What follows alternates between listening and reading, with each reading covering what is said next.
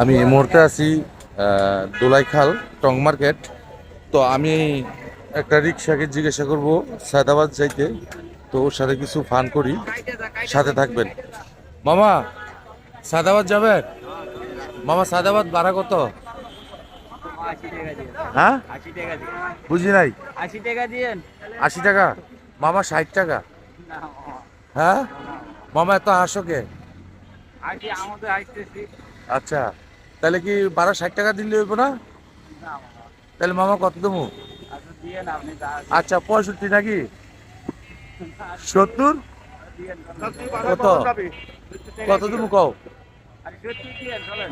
70ই দেবো? চলেন। তাহলে মামা, তোমার হাসিটা কিন্তু খুব ভালো লাগতেছে। মনে হয় যে তোমার আমি 100 টাকা দিলেও লস হইতো না, বুঝছো? তো যাক মামা, তাহলে আমরা এখন কই যাবো? হায়দ্রাবাদ।